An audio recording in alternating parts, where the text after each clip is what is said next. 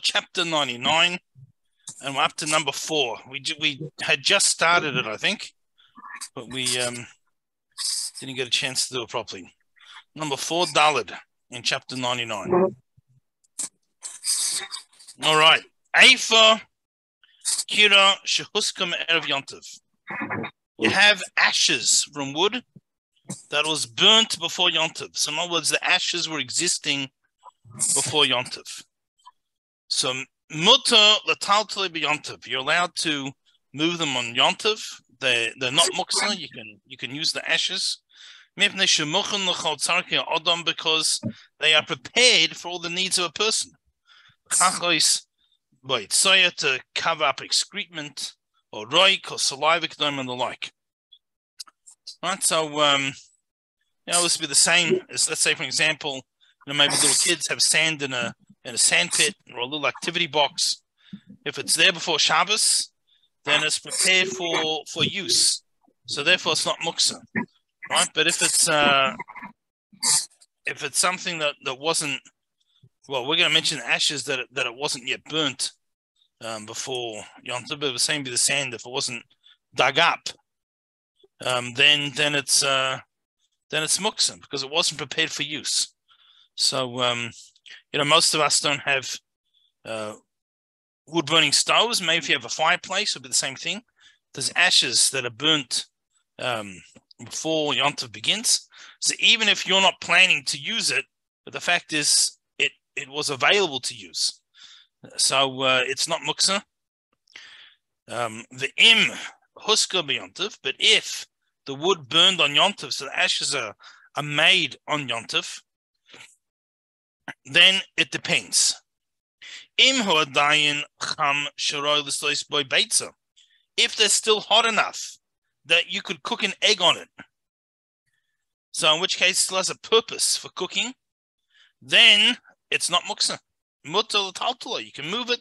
The chal tzarich adam for all needs of the person, for people, even if it's not for cooking. So you want to use it to cover something or do something, there's no problem.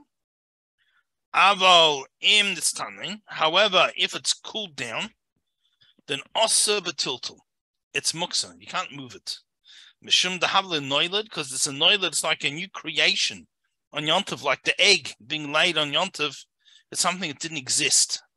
So the same things I said mentioned about if you didn't prepare sand or something, if people having sand pits or whatever it is. Esmo haya eitzim vayom efer. Why is it new creation? Yesterday it was wood, and today it became ashes. A geruma muksa, and this is more strict than regular muksa. Right? This is so. We'll give an example. Let's say a chair that broke on Yom Tov. So a chair that broke on Yom Tov, you can't use the wood for the fireplace. Now, if it would have broken before Yom Tov, and you're not going to fix this wooden chair, then it's considered, it's fine. It's wood prepared for Yom Tov to burn. You can put it in your fireplace.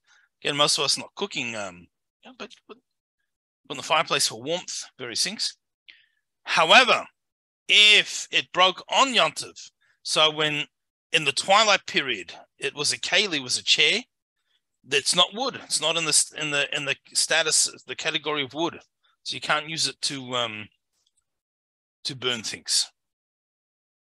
To burn. Okay. Hey, number 5. Egoism. So it was quite common in times past to kindle and to also to use for fuel nutshells. So I don't know, maybe there'd be a nice addition. I don't know how many people have fireplaces, different things. I'm living in Arizona, and a lot of people in Florida not really not exactly traditional fireplace weather. But those in the colder climates, maybe it's very nice to have a fireplace. So you might want to throw in some nutshells, give it a little bit of a nice scent. So goizim she'achlam kaidem Yom Tov. nuts that you ate before Yontif. Motel hasik b'klipayim, you're allowed to burn their shells because the shells were already prepared as fuel before Yontif because they weren't around the fruit anymore, around the nuts. Aval im achlam b'Yontif, but if you ate them on Yontif, so when Yontif began, these shells were not available for fuel; they were the protection around the food. Then also lahasik b'klipayim, you can't burn, you can't make a fire with the shells. But filataltum asa. Now, even to move them, the asa, right? It's the muksa. Now, you can't clear them from the table for two reasons. Number one is that it's having garbage lying around your table is disgusting. You're allowed to clear away the mess, put it into the garbage bin. And number two, depending on what type of shell, but it's like walnuts, they can be dangerous. They're very sharp. If you leave them lying around, someone can injure themselves. So you're allowed to clear them away, but once they're cleared away, or if they not in a place that bothers anyone, or it's going to be dangerous for anyone, then the muksa. Now, v'chein shar klipois alpha pisharois l'bahema. Now, the same thing applies to other peels and shells, even though they're fit to be animal food. Right? Why? What's the problem? Mishum the habil anoiled, because they're like anoiled, they're a new entity, like the egg being laid. Because unless they were available for Yontif, right? So someone's going to peel, take certain shells or different things, and they're prepared for Yontif. It's no problem to feed to the animals. But here they were part of human food. Why? The esmol haviyamedes la'adam. Yesterday, those when Yontif began, they were designated and prepared for human consumption, human use, and now they've come to a new category of animal use, and that's problematic. David, yes. What about bananas? Treat out nuts for bananas. How would that work?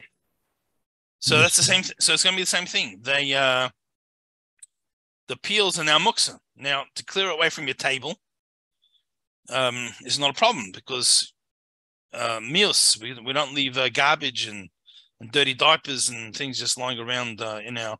It's revolting. So we're allowed to move it away. But once it's moved away, it's muksa. Now, once they're in the garbage, you can also take out the garbage bag. Because again, having overflowing garbage bins or multiple garbage bags lying around your house is also meals. But, you couldn't go put it into a fire, to cook, to burn, or if it had some other use. I don't know, some maybe it's one of the beauty treatments for banana peels on you. So I guess if it was prepared for before Yontif, wouldn't be a problem, but not when it came to existence after Yontif. After Yontif began. Okay. So any other questions on that chapter before we move on? Okay, so Siman Kuf, chapter 100. Hilchos Nesias Kapayim, the laws of the priestly blessing. Now, literally, Nesias Kapayim means raising up your hands, because the Kahanim, lift up their hands. So it's in the laws of Yontif, because for Ashkenazim, we only have the priestly blessing, Duchening and Yiddish. We only do it on Yontif. Many Sephardic communities do it every Shabbos or even every day. Right? That's every day. So, and the truth is, some Ashkenazi communities in Israel, particularly in Yerushalayim, have because became the custom of Yerushalayim to duchen every day, to have the priestly blessing every day. So a lot of Ashkenazi shuls do it there also every day. But in general, it's over here because it's only done on Yontif. Okay. So Aleph, number 1. Mitzvahs aseh min Torah al kahanim. There's a positive mitzvah, a responsibility on the kahanim, shavarchu sa'am, to bless the people. Right? They have a mitzvah to bless the people. Shneim, as it says, savarchu ben Yisrael, you should bless the Jewish people. So they have a mitzvah. V'chol kohen she'ein me'devarim ma'akvim oisoi. So any kohen who doesn't have something holding him back, in other words, he's not disqualified for a reason. And we'll get to some of the things that could disqualify someone shortly. But, as long as he's not disqualified, and he does not go up to bless, he's transgressed a positive commandment. He violates a positive commandment. He's missed it. Right? And one of the things about a positive commandment, positive mitzvah, is you can never get it back. Right? Once it's gone, right? That kind might duchen every single eligible day for the rest of his life, but that particular day, that opportunity is gone forever. Now, when we say he's transgressed, this is only if they call him. Right? They call him over. It's called to do so. It says, Amoy lahem, say to them. In the verse about the blessing, it says, say to them. The Targum Onkelos, and the Targum Onkelos explains, it says, translates into Aramaic as kad taimim lohin, when they tell you. So if for some reason they quickly escaped before the priestly blessing came up, they haven't violated. It's only if they were called. Just by the way, we mentioned the Targum Onkelos. So there were actually two famous converts by the name of Onkelos. So there's a story in the Talmud told about one that he was a nephew of the Roman emperor, and he wanted to convert, but in the Roman times, if a person converted, it was a death penalty for quite a long period of time. So he was looking for an excuse. So he asked his uncle, says, you're a successful businessman, can you give me some advice? So he says, go find something that's selling for cheap, it's undervalued, not appreciated, and hold on to it till it's worth something. So with that, he got permission to leave the capital and to go to search for something. Of course, he went and he studied Torah, and he eventually converted. And at a certain point, word got to the emperor that his son had done the terrible crime, the most heinous crime in the history of the world, of becoming a Jew. And so he sent some people, some of his officers, high-ranking officers, to go convince him to return. He loved his nephew, didn't want to have to kill him. So the nephews came and they debated with him. And after hearing his arguments, they converted as well. So he sent greater scholars, and they went and debated with him. And, they converted as well. So Caesar's plan wasn't exactly going according to plan, as you know. So he sends the next lot of soldiers, and he says, don't say a word to him. Don't ask him anything. Just pick him up and carry him out the door and bring him here. So they pick him up, start carrying him out. And as they're carrying him out, he kisses the mezuzah. So they ask him, what are you doing? And he explains the mezuzah, and he says, your king has to have guards outside his palace to protect him. My king stands on guard outside, my house, protects me. Anyway, cut a long story short, they converted too. Finally, he does get him, though, eventually. And he says to him, how could you do such a crazy thing? So he says to his uncle, you told me to. He says, well, I told you to? He says, yeah, you told me to find something that's undervalued and people don't appreciate. Merchandise like that, and hold on to it till it's worth something. Well, what's underappreciated as much as Judaism? And the world to come is going to be worth so much. That's what he said. So that's the more famous Onkelos. And most people believe that that's the Onkelos who was the author of the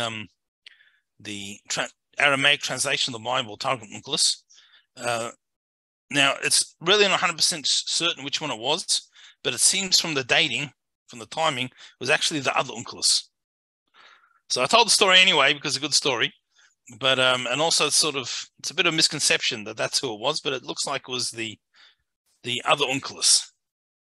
But anyway, that's the translation, Aramaic translation. We'll call it. It's the authorized translation. In other words, it's in translation there's a degree of interpretation. Because the languages don't match up exactly, this word with that word. So when a person chooses a word to translate, there's interpretation in that. You decided to use this English word fits best. So there was an official translation amongst the sages, and he pulled that together, sort of edited, compiled it, and that was Targum Onkelos. Used to be, in the times when people spoke Aramaic, they used to actually would read the Torah. When they read the Torah, they would read the verse in Hebrew, and then they would read it in Targum, in Onkelos, in the Aramaic translation, so everyone can understand.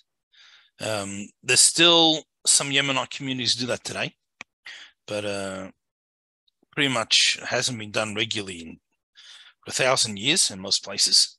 People, it wasn't really any point. The Hebrew is more readily understood than the Aramaic for most people. So why didn't they bring it in Yiddish or English or various things? You can just imagine if they doubled the length of the Torah reading, there'd be protests, empty shul. No, but because there's no other official, that's not really the reason, because there's no official translation. This one was an official translation and approved. So, and that's why it's brought as a proof, because it's approved. It's the actual translation. David. Yeah. Some people say the Onkelos every week on the Torah portion. Yes. Well, you actually meant to. You're meant to every week say each verse twice, and the Onkelos once.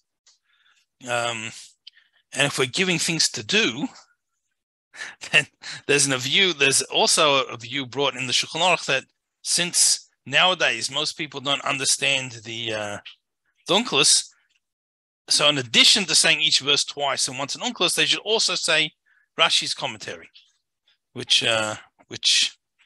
explains it. There's discussion amongst contemporary scholars as to whether you can fulfill the obligation by reading English translation.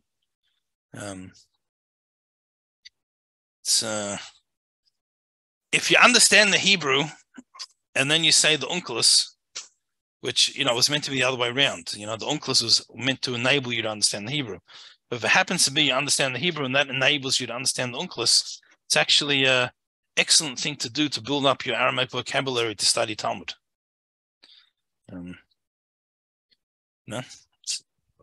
This for those who go to the Talmud class in the morning. Okay. The custom in our countries, in other words, Ashkenazi custom, that we only have the priestly blessing on Yontif. Why? Why on the Yontif?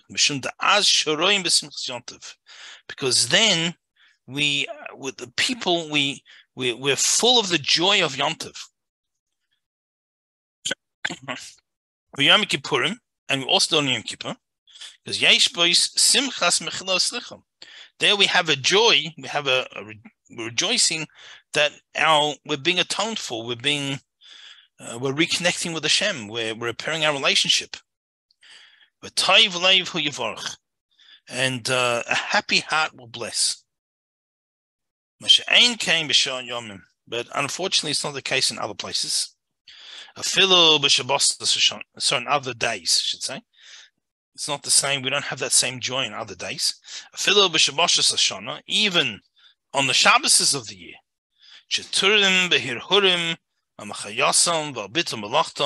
Even on Shabbos, unfortunately, we have our mind. We're worried about the livelihood and being idle from work. And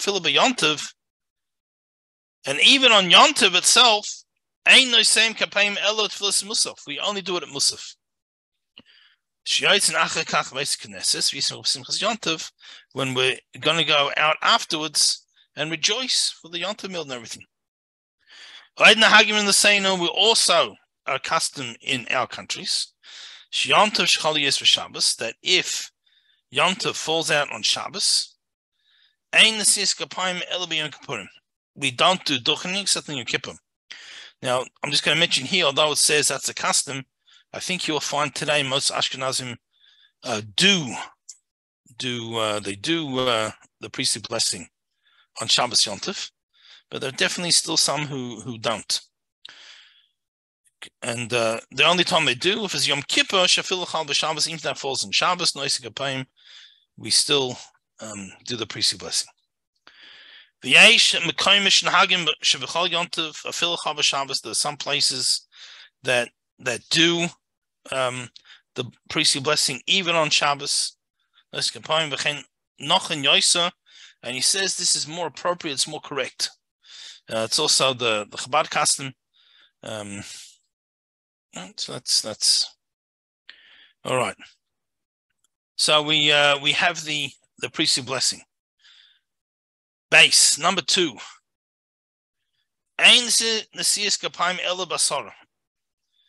We can only do the priestly blessing if there's a minyan.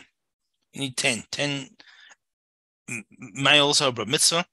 The kahanim in a minyan, you can count the kahanim in the minyan. You don't need 10 besides them. You need 10 including them. Because they're also included in the bracha, even though they're giving it to the Jewish people.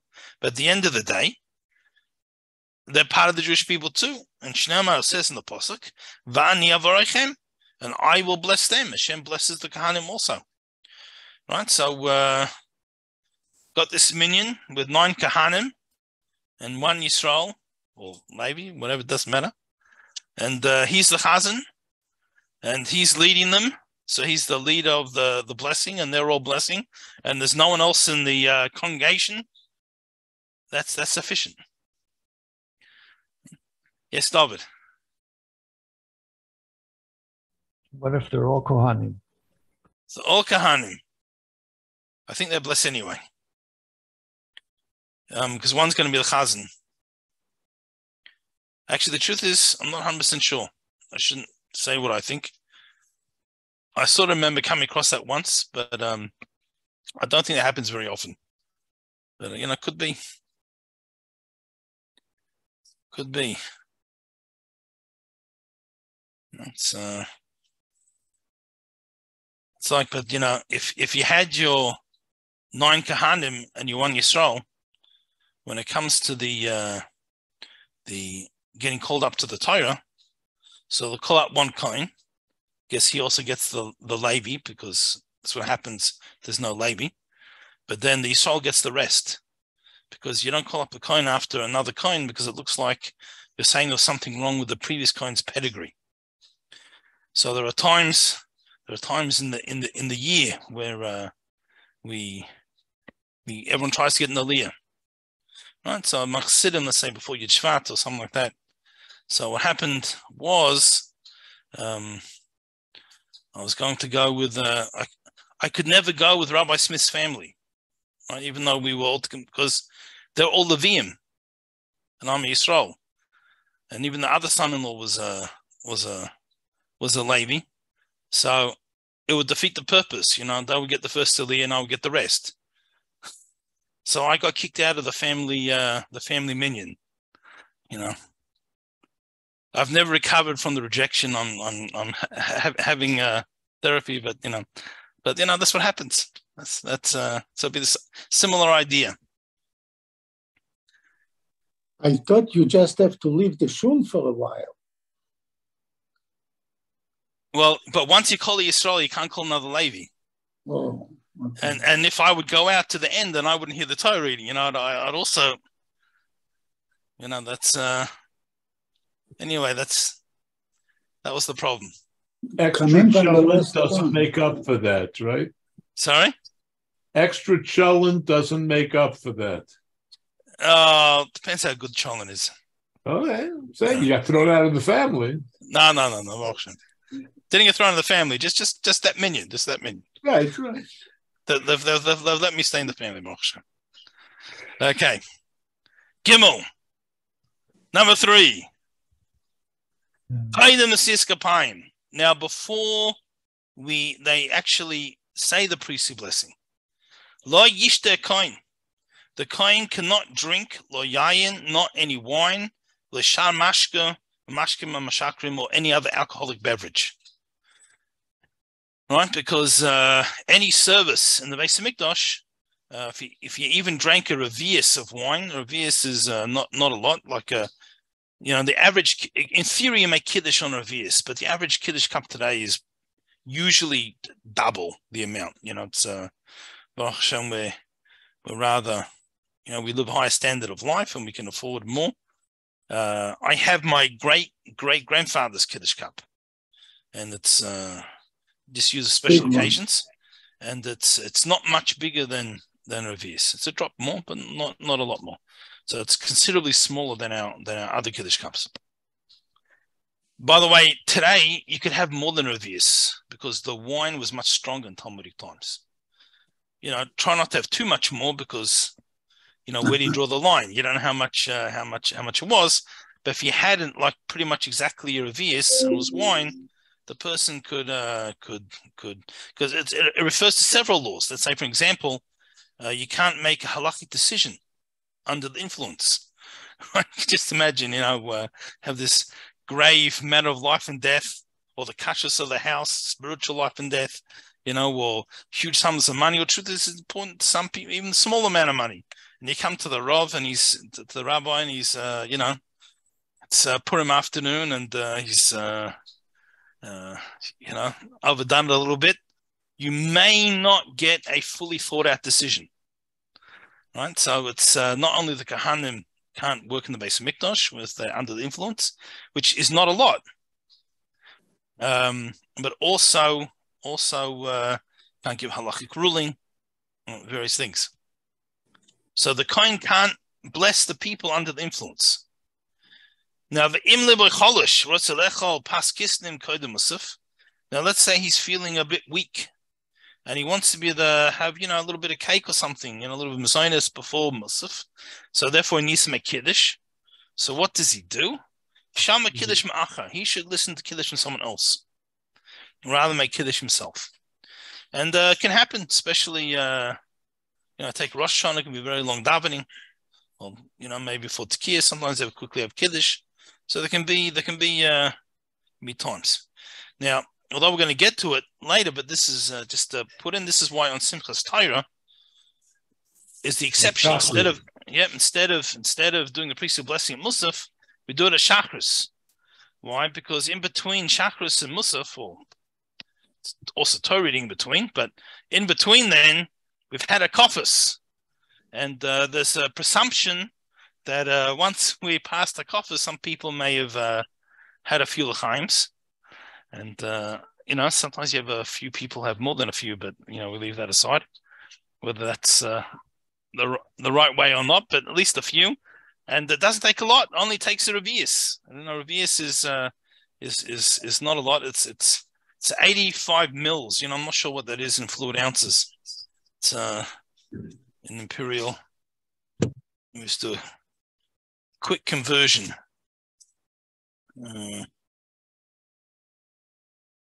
85.